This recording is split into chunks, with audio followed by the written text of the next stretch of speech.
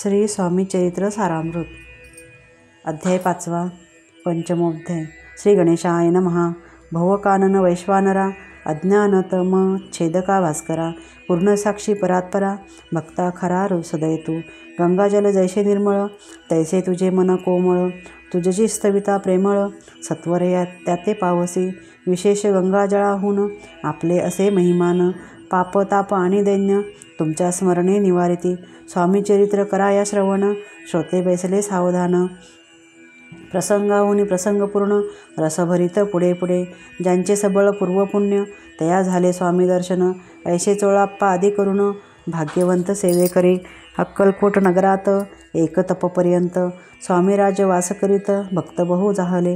वार्ता पसरली चहूकडे कोणासी पडता साकडे धाव घेती स्वामींकडे राजे रजवाडे थोर थोर म्हणती भोसल्यांचे भाग्य परम स्वामी रत्न लादले उत्तम नृपती ही भक्त निस्सम स्वामी चरणी चित्त त्यांचे।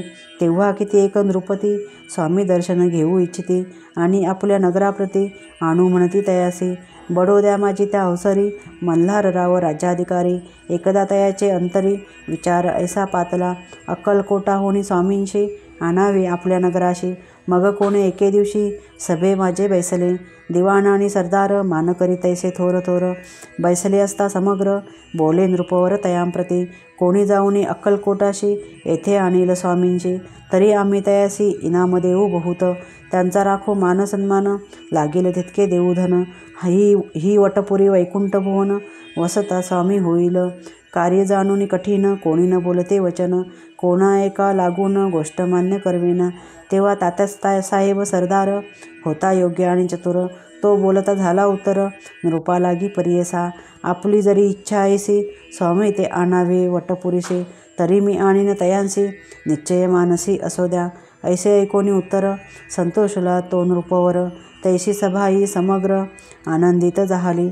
संजीवनी विद्या साधाया करिता शुक्राजवळीकच जाता देवी सन्मानिला होता बहुत आनंदे करोनी नृपतीसह सकळ जाणे त्यावेळी त्यापरी तात्यासी सन्माने गौरवोनी मधुर वचने यशस्वी हो म्हणती तया बहुत धन देत नृपती सेवक दिले सांगताई जावया अक्कलकोटाप्रती आज्ञा दिली तात्या ते।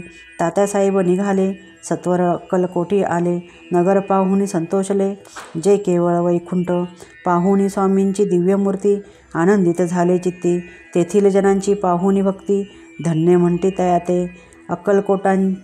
अक्कलकोटींचे नृपती स्वामी चरित्र त्यांची भक्ती राजघराण्याची युवती त्याही करिता स्वामी सेवा